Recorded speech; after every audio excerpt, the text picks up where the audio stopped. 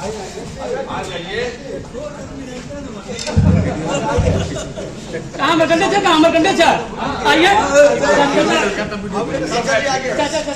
सबसे पूछो कि हमारे चाचा आए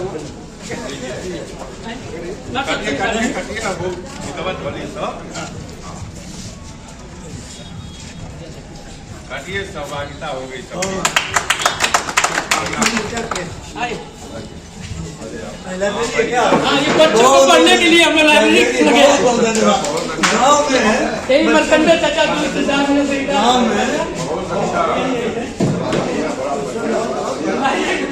लाइब्रेरी खुलने लगी। अब काम अधिकार यही खोले हैं। ये भी है वेरी गुड वेरी गुड।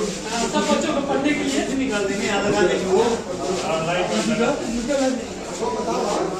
आइए वेरी गुड। बढ़िया काम किया। आपकी सोच को सलाम। चलिए बहुत बहन जी को इसका एहसास हुआ और जब 2019 में चुनाव आया तब उन्होंने अपनी नीति और रणनीति बदल दी। समाजवादी पार्टी के साथ गठबंधन करके चुनाव लड़ी और उस गठबंधन का परिणाम ये था कि हम भी गठबंधन में बसपा के कैंडिडेट थे और उस गठबंधन के चुनाव के बाद जब रिजल्ट आया तो सपा को तो 5 सीट मिली थी, फायदा में तो बसपा थी। 10 लोकसभा के सदस्य हमारे सहित 10 लोकसभा के एमपी बहुजन समाज पार्टी के सिंबल पर उत्तर प्रदेश में जीत गए। एक बड़ी ताकत बन गई दिल्ली में। भाजपाई घबरा गए कि दोनों मिल गई हैं तो उत्तर प्रदेश की विधानसभा में आगे आने वालों के चुनाव में ये सब हम लोगों को तहस नहस कर देंगे। जोगी जी ने षड्यंत्र रखा, मोदी जी ने षड्यंत्र रचा, समझौता टूट गया, उत्तर प्रदेश में चुनाव हो गया। कोशिश हुई कि बहन जी गठबंधन से लड़िए, गरीबों की ताकत नहीं बटेगी तो ये सामंतवादी हार जाएंगे।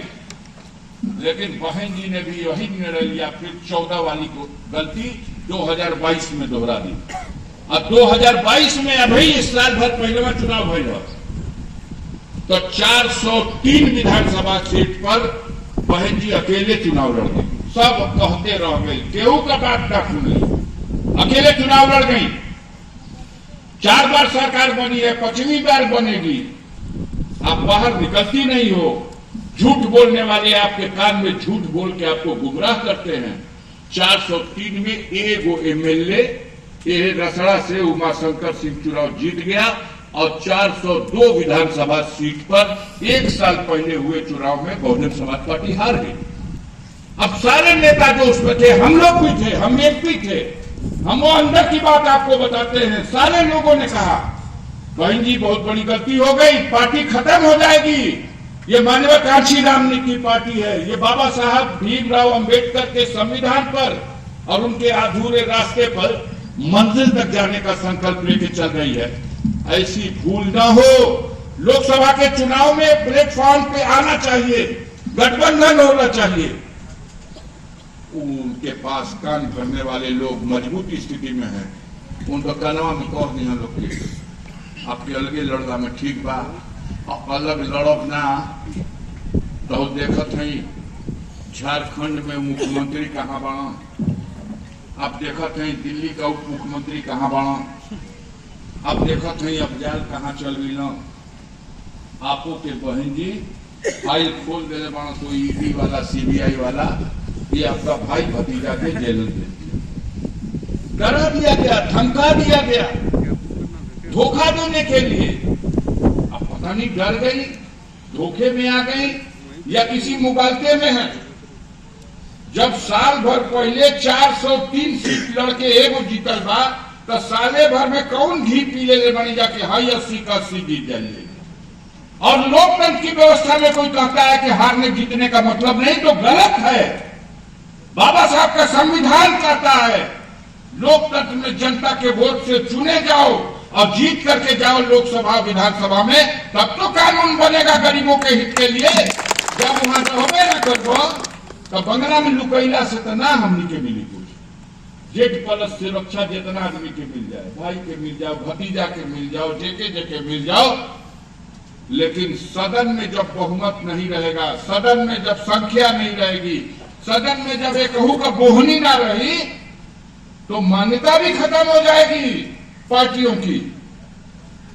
सब अभी उम्मीद कर रहा हमसे, रोज पत्रकार आके पूछते हैं तो कि आप तो बसपे का MP रहनी है, काहे कदनी हम जाके नहीं पूछा जा, हमने का जितना समझावल बनल है समझेली है जा, लेकिन वो मानने को तैयार नहीं, अकेले लड़ने के लिए। हमें थोड़े ना 10 के 10 ने तय किया, 10 के 10 लोग जाके समझाए कि बहन जी समझौते पर गठबंधन में फायदे में आप रहेंगी।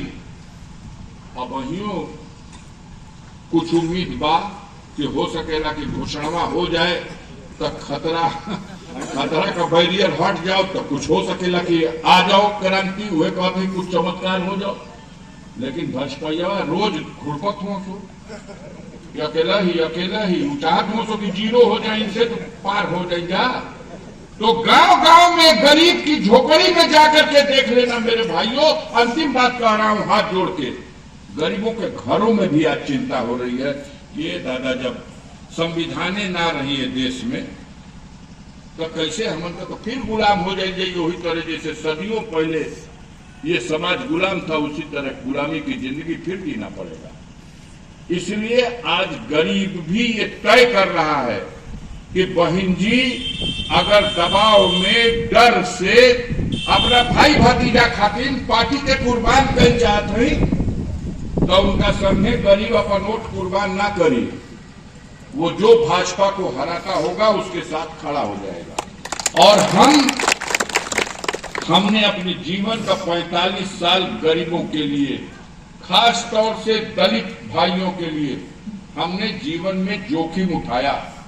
शेरपुर की घटना में जिस दिन 400 घर चमटोल फूकी गई, उस दिन कोई पुछार करने जाने वाला नहीं था। जोगा में जिस दिन 4 हरिजन भाइयों की बहुजन समाज पार्टी की सभा में हमला करके सामंतवादियों ने 4 लोगों की हत्या कर दी, जिसका शहीद स्तंभ बना है बहुजन समाज पार्टी कार्यालय पे, वो हमारे क्षेत्र जोगा में था। इस लड़ाई को मैं कम्युनिस्ट पार्टी का विधायक था, वो बसपा के ऊपर हमला था, लेकिन गरीब पर हमला था, इसलिए हमने सर पे कफन बांध के उन जालिमों के खिलाफ लड़ाई। उसी का परिणाम है जब राजभरों की बस्ती सुखपुरा में उजाड़ी गई, जब राजभर की बेटी को खौलते हुए कड़ाहे में फेंक दिया गया। इतिहास पढ़ो गाजीपुर का, देखो अगर गरीब की कतार में खुल्लम खुल्ला खड़े होकर के सामंतवादियों से संघर्ष किया है तो हमने हमारे परिवार में किया है। आज हम संकट में, हमारा परिवार संकट में, ये पूरा समाज संकट में, अगर हमको पस कर देंगे और आप समझते हो कि आपको सुख चैन नसीब होगा, सबको मजबूर कर देंगे। जितने तक आ रहा हूं उतने दिन अड़े हुए हैं। जब हम नहीं रहेंगे तब पता चलेगा कोई था तो हम चैन की बंसी बजाते थे, हम पढ़ते थे, हम नौकरी करते थे, हम कांटा बने हुए हैं। उनको दिखाई दे रहा कि बलिया में तो जीत गई है गठबंधन 2019 में, लेकिन उलाट करके बेईमानी करके जीता ले लिया।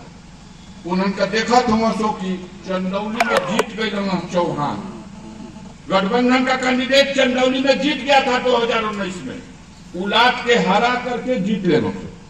वो देखते हैं सब कि मछली शहर में त्रिभुवन राम बसपा का कैंडिडेट चुनाव जीत गया था 20,000 वोट से, वो के उलाट करके बेईमानी करके 180 वोट से हरा दिए सब। वो चौहनों सो की गाजियोपुर में है, मंडी समिति जंगीपुर में, गाजियोपुर में उहे कमवा कर ली। याद बा कि नहीं याद तो रातों रात गाजीपुर के नौजवान और खास तौर से वीरेंद्र यादव जी के क्षेत्र के किसान और नौजवान 50,000 की संख्या में मंडी समिति को घेर लिए। तब तो प्रशासन पक्ष हुआ। वो जानते हैं कि अफजाल अंसारी संघर्ष करके जो जनता का फैसला है उसको लागू करा देगा, दबाया नहीं जा सकता। इसलिए हम आप लोगों से विनती करना चाहते हैं, इस लड़ाई में